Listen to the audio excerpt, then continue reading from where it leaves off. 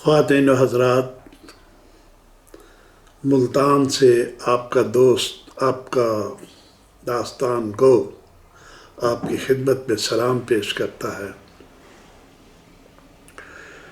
دیویوں اور سجنوں، ladies and gentlemen, بھائی اور بہنوں، آج میں عشق و محبت کی ایک شہرۂ آفاق داستان لے کر آپ کی خدمت میں حاضر ہوا ہوں۔ آپ نے یقیناً اس کہانی کے مرکزی کرداروں شہزادہ تاج الملوک اور گل بقولی کا نام سنا ہوگا۔ یہ بہت ہی پرانی کہانی ہے، غالباً 1000 سال پرانی، اور اس کہانی کو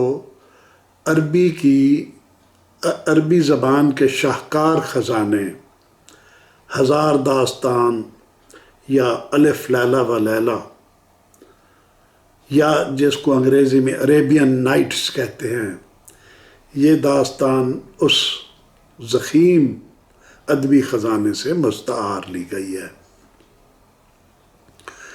اس کہانی کو کب لکھا گیا یہ بات تو یقینی طور پر نہیں کہی جا سکتی، کیونکہ ہزار داستان کئی صدیوں میں مرتب ہوئی ہے، اور یہ کئی صدیوں کے عربی ادب پر مشتمل ہے۔ 17ویں صدی میں ایک شاعر نوازش خان نے اسے بنگالی زبان میں منتقل کیا۔ اردو زبان میں یہ قصہ 1625 میں نثر میں لکھا گیا۔ میں اس کہانی کی تاریخ اس لیے بیان کر رہا ہوں کہ آپ کو اس کی اہمیت کا اندازہ ہو کہ یہ کتنی مشہور کہانی ہے، خاص طور پر ہمارے بر صغیر پاک و ہند میں۔ تو اردو میں اسے 1625 میں کتابی شکل میں پیش کیا گیا، نثر کی شکل میں۔ 1722 میں ایک بنگالی ادیب مرزا عزت اللہ بیگ نے اسے فارسی کا جامہ پہنایا۔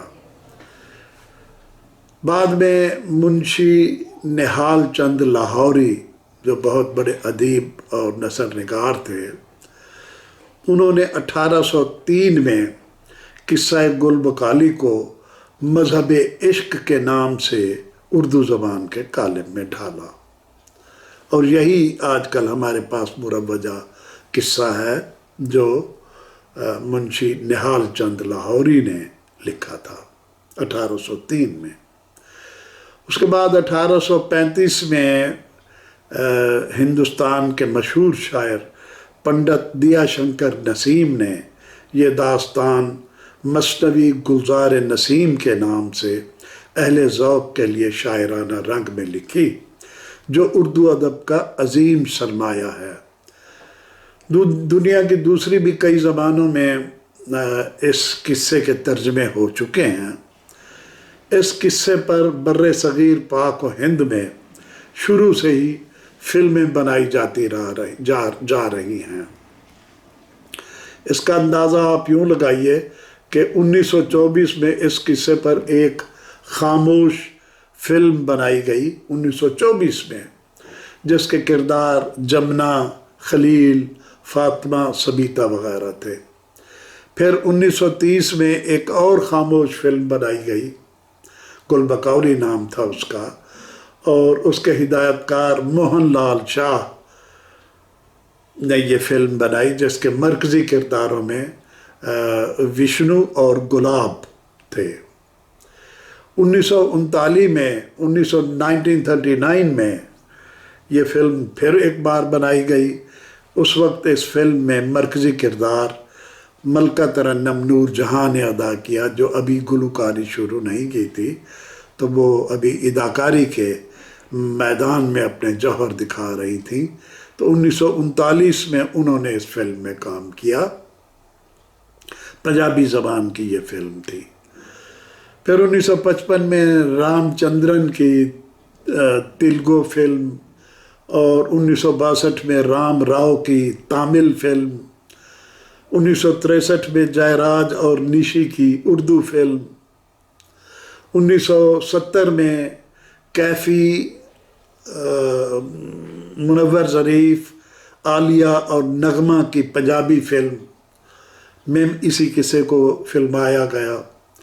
یہ فلم ہندوستان میں 5 مرتبہ ہندی زبان میں بنائی گئی، 1932 میں، 1947 میں، 1956 میں، 1963 میں، 1982 میں فیروز خان اور امجد خان نے یہ فلم بنائی۔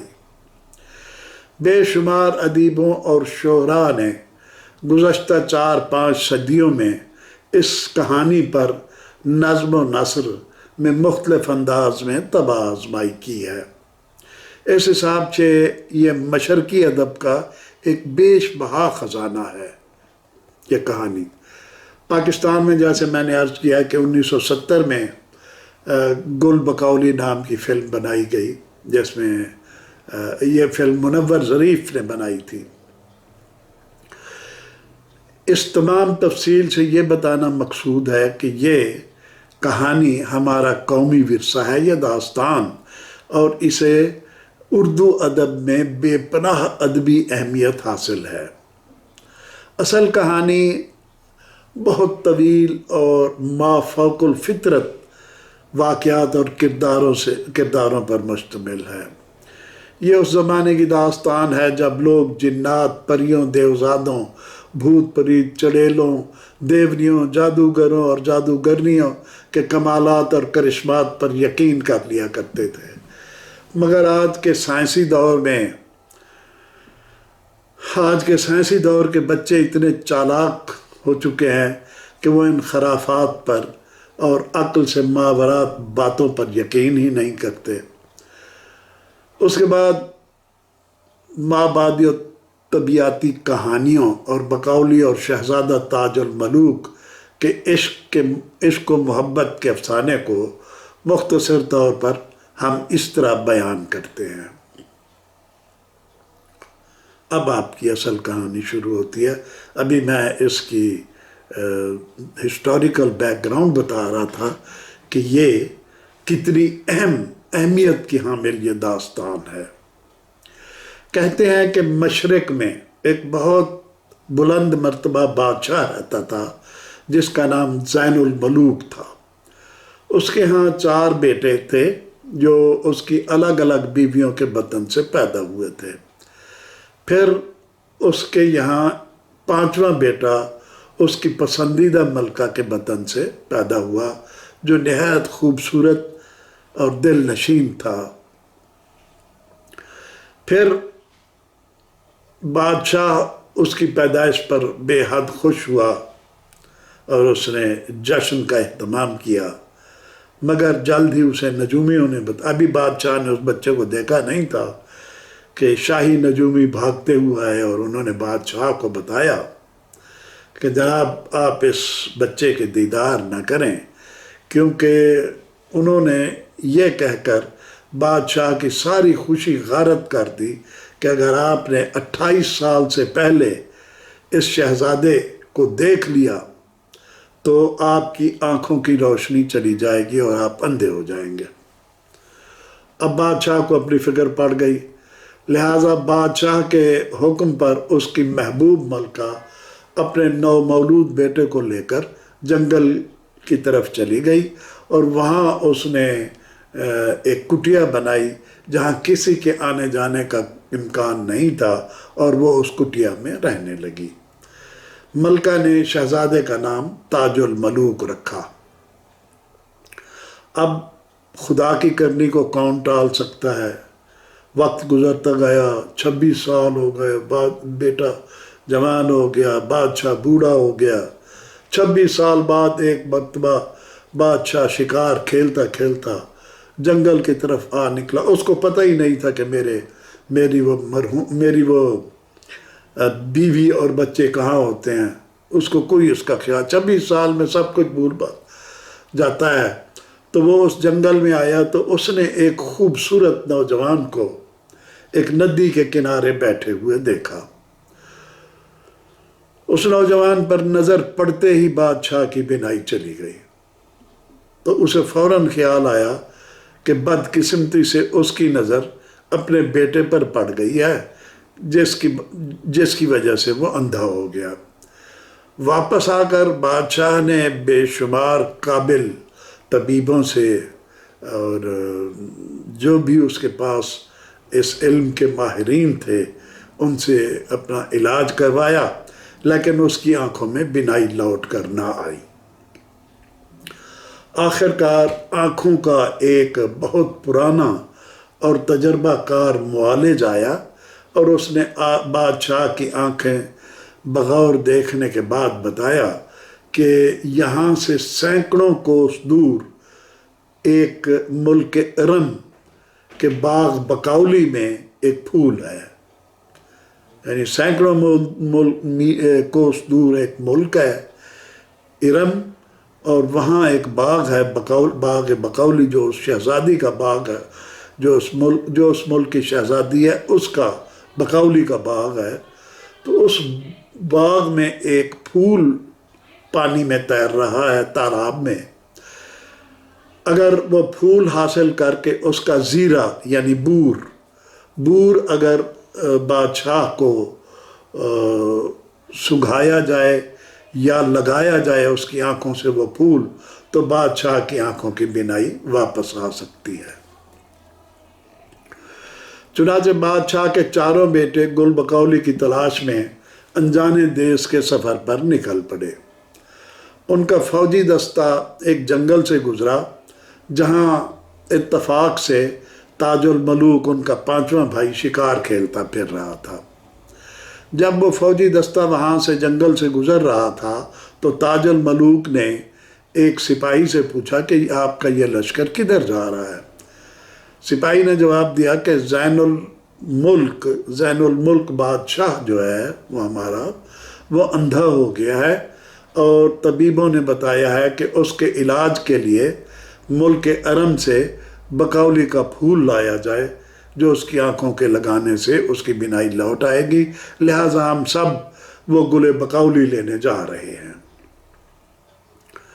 شہزادے کو یہ ساری بات اس کی ماں ملکہ پہلے ہی سنا چکی تھی کہ کس طرح تمہارے والد کی پیدائش پر جوتشیوں نے بتایا کہ تمہیں اگر بادشاہ 28 سال سے پہلے دیکھے گا تو وہ نابینا ہو جائے گا، تو یہ وہی بادشاہ اب تمہیں کسی طرح اس نے دیکھ لیا ہے، تو اس کی آنکھوں کی روشنی چلی گئی ہے، اور اب ہمارا یہ فرض ہے کہ ہم اس کی بینائی واپس لائیں۔ اب جب شہزادے کو پتہ چلا کہ اس کا باپ اندھا ہو گیا ہے تو وہ اپنی ملکہ مادر کے پاس اجازت اور اس کی دعا لینے کے لیے آیا، اور اس کے بعد وہ اس شاہی دستے میں شامل ہو گیا، اس کے پیچھے پیچھے چلنے لگا۔ شامل تو وہ نہیں ہو سکتا تھا اس شاہی دستے میں، تو وہ اس کے پیچھے پیچھے روانہ ہو گیا کہ دیکھیں یہ کہاں جاتے ہیں اور کیا کرتے ہیں۔ راستے میں فردوس نام کا ایک مقام تھا جہاں ایک نامی گرامی بدنام طوائف دلبر رہتی تھی۔ وہ جس مالدار کو دیکھتی تھی اسے اپنے گھر میں بلا کر اسے کھانے کی دعوت پر مدعو کرتی، پھر اس کے ساتھ شطرنج کھیلتی، اور وہ شطرنج میں اتنی ماہر تھی کہ وہ جو بھی شطرنج کھیلتا وہ اس سے ساری مال و دولت اس کی رکھوا لیتی تھی جوئے میں، حتیٰ کہ وہ بعض لوگوں کے کپڑے تک اتروا لیتی تھی، گرم کپڑے اتروا لیتی تھی، اور جب وہ بالکل مفلس اور نادار ہو جاتے وہ مسافر حضرات تو وہ ان کو اپنے پاس جیل میں قید کر دیتی کہ جب تمہارا کوئی آدمی میرے قرض اتارے گا تو پھر میں تمہیں رہا کروں گی۔ تو بادشاہ کے یہ چاروں بیٹے جو اس کے پاس آئے اور اس کے ساتھ شطرنج کھیل کے جوئے میں سب کچھ ہار گئے، تو یہ بھی اسی دلبر طوائف کے قیدی ہو گئے۔ وہ اپنی اداؤں سے اس طرح موہ لیتی تھی کہ آدمی مجبور ہو کر اس کے ساتھ وقت گزارنے پر اور اس کے ساتھ شطرنج کھیلنے پر مجبور ہو جاتا تھا۔ اسی طرح تاج الملوک پانچواں شہزادہ جب گھومتا گھامتا دلبر طوائف کی حویلی کے پاس پہنچا تو اس کی ملاقات حویلی کی دایا سے ہو گئی۔ دایا نے دیکھا کہ شہزادہ اس کے مرحوم بیٹے کا ہم شکل ہے۔ اس نے شہزادے کو پسند کیا اور اسے اپنے ساتھ محل یا حویلی کے اندر لے گئی۔ شہزادے کی اس نے خوب خدمت تواضع کی اور حویلی کا حال سنایا کہ کس طرح یہاں ایک طوائف ہے جو لوگوں کو لوٹ لاٹ لیتی ہے۔ شہزادے نے اس سے اپنے بھائیوں کا حال پوچھا تو دایا نے بتایا کہ وہ چاروں یعنی صرف کچھے پہنے ہوئے، نکریں پہنے ہوئے قید خانے میں بند ہیں، کیونکہ دلبر نے ان کی ساری مال و دولت اور ان کے کپڑے تک جوئے میں جیت لیے ہیں۔ بہرحال دلبر پر بہت غصہ آیا شہزادے تاج الملوک کو، وہ بھی شطرنج کا ماہر کھلاڑی تھا اور بے انتہا ذہین تھا، قدرت کی طرف سے یہ ذہانت اور فطانت اسے ودیت تھی۔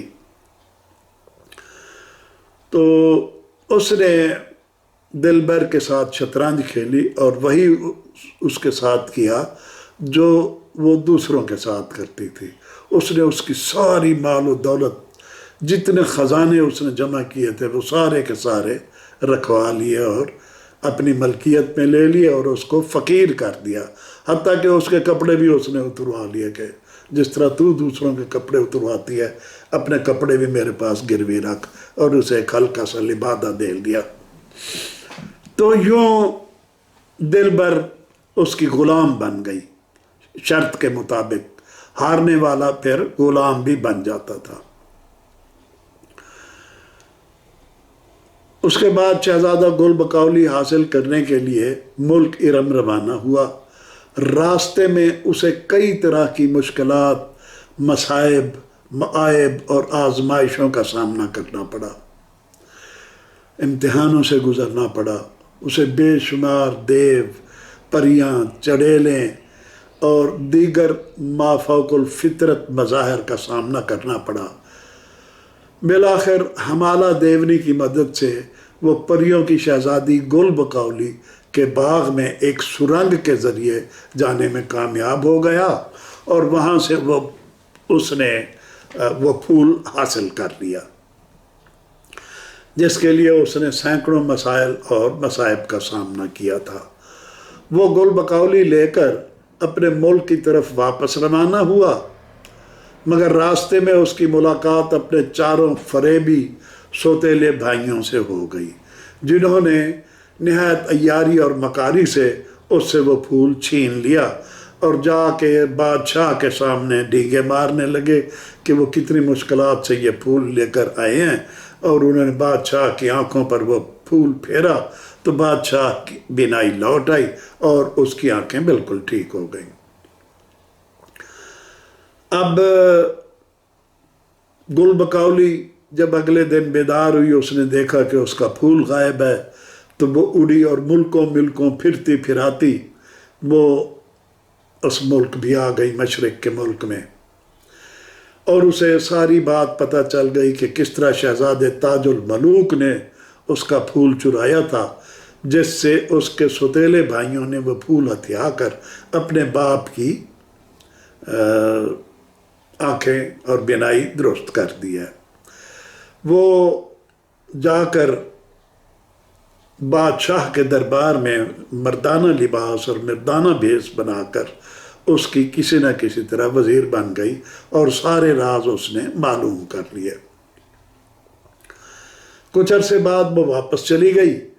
اب شہزادے تاج الملوک کو جب اپنے بھائیوں کی غداری کا علم ہوا تو وہ ایک دن اپنے باپ کے پاس آیا اور اسے اجازت طلب کی کہ میں اپنی سچائی کے یہ پھول میں لایا تھا اور میں نے اسے حاصل کیا ہے، میں کچھ گواہ پیش کرنا چاہتا ہوں۔